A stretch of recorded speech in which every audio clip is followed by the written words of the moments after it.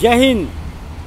मैं रविंद्र जैन हर समय नए विषय के साथ देशवासियों के सामने उपस्थित रहता हूं, क्योंकि मेरा कर्तव्य है कि अपने देश की संस्कृति और सभ्यता को बचाया जा सके और आप तक मेरी बात पहुंच सके। दोस्तों, जिस दिन भारत का नेता दलाली छोड़कर देशभक्ति में लीन हो जाएगा, उस वक्त भारत हमारी प्राचीन सभ्यता में वापस लौट आएगा। और जिस दिन हमारे अधिकारीगण नीचे से ऊपर तक भ्रष्टाचार छोड़कर माल और रिश्वत को भूलकर सात्विक दाल रोटी खाना शुरू कर देंगे, उस दिन हमारा प्राचीन भारत फिर से लौट आएगा। ये बात हकीकत है कि विज्ञान हमारे भारत की प्राचीन सभ्यता के आगे फेल। जो किले खारे पानी के अंदर समुद्र के बीचों बीच बनाए गए और किलों के ऊपर बावड़ियां जिस तरह से बनाई गई, आज भी उन झीलों के अंदर मीठा पानी कहाँ से आता है? विज्ञान फेल। हजारों साल हो गए। हमारे प्राचीन मंदिरों की सभ्यता देखिए आप। जो नक्काशी मशीनों से नहीं हो सकती है, वो नक्काशी कैसे हुई? ये सभ्यता समझने की बात है।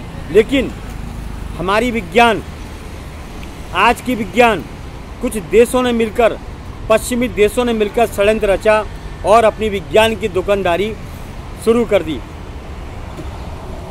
भीम अर्जुन ऐसे योद्धा हुए, आज क्यों नहीं योद्धा होते हैं पैदा? उन योद्धाओं का दूसरा रूप अगर देखा जाए तो हमारे देश के नेता सत्ता में बैठ के सिर्फ अय्याशी करते हैं और अपने आप को योद्धा कहते हैं, जबकि ये दलाल हैं। देश की दलाली करने वाले नेता खुद को योद्धा कहते हैं, उनको शर्म तक नहीं आती कि चुल्लू भर पानी में डूब मरें। आखिर उन्होंने क्या किया? ऐसे नेताओं ने क्या किया जो खुद को देश का अस्तित्व कहते हैं, जो खुद को देश के विकास की बात करने की बात कहते हैं? लेकिन मैं तो इनको दलाल कहता हूँ। आप इनके तलवे चाटते रहो, मैं इन नेताओं को दलाल बोलता हूँ। जो देश की विरासत को नुकसान पहुँचाएगा, जो वसूली का खाएगा, जो हराम का खाएगा, जो देश का पैसा खाएगा, वो दलाल। मुगलों का खून, ये सच है। आज हमारे देश के नेता इतने कायर हो चुके हैं, डरपोक हो चुके हैं। ये सच है 100% कि इनके अंदर खून मुगलों का है, 99%। अन्यथा सच बोलने वाले को कभी नहीं मरवाते। ये तो इनके खिलाफ अगर कोई बोलता है तो उसे फंसा देते हैं अपनी ताकत के बल पर। लेकिन प्राचीन काल की बात है, बड़े बड़े राजा महाराजा सच जब सुनते थे तो वो खुश हुआ करते थे, उनको इनाम दिया करते थे। लेकिन इसका उल्टा आज इनाम के बदले उसको काट दिया जाता है, फंसा दिया जाता है। ये कायरों की पहचान है। हम ऐसा कह सकते हैं कि सतयुग था उस समय, आज कलयुग है।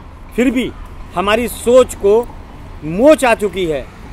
हमारे अंदर सोच है, आँखें हैं, दिमाग है, पंच इंद्रियाँ हैं, हमारा शरीर पंच तत्वों से बना है। फिर क्या कारण है हम गलत रास्ता चुनते हैं? गलत रास्ते में आनंद जरूर है, लेकिन अंत बड़ा सड़ा हुआ है, गंध युक्त है। इसीलिए सत्य परेशान होगा, पराजित नहीं। ये बात सच है। क्यों पुरानी प्राचीन सभ्यता के अंदर सच्चाई पर जोर दिया जाता था? सच अपने आप में एक तपस्या है, सच अपने आप में एक शास्त्र है, सच अपने आप में एक अस्तित्व है जिसे मिटाया नहीं जा सकता। चलिए, इन्हीं सब बातों को लेके फिर आगे बढ़ेंगे। और आप सभी से मैं एक ही बात बोलना चाहता हूँ, देश हित के अंदर, कि जितना हो सके करप्शन के खिलाफ आवाज़ उठाएं, एक संग आवाज़ उठाएं और देश के जो दलाल नेता हैं उनको जड़ से उखाड़ फेंकें। क्योंकि देश का नेता आपको रोटियां नहीं देता है। आप अपनी मेहनत से रोटियां कमाते हैं, अपनी ताकत से रोटी कमाते हैं, लेकिन ये दलाल नेता आपकी रोटी छीन के अय्याशी करते हैं। तो ऐसे अय्याश नेताओं को हमारे भारत से भगाना होगा। इसीलिए आप सबका सहयोग मुझे चाहिए। मैं ये नहीं कहता हूँ कि आप मेरे से आके मिलें, लेकिन मेरी आवाज़ को जन जन तक पहुँचाने की कोशिश करें और भारत को भ्रष्टाचार नशा मुक्त बनाएं। तभी हमारा भारत विश्व गुरु के रास्ते पर चलेगा, विश्व गुरु बनेगा। अन्यथा हमारे देश के भ्रष्ट दलाल नेता दलाली करते जाएंगे और हमारी प्राचीन धरोहर को नुकसान पहुंचाते जाएंगे। जनहित में रविंद्र जैन। जय हिंद।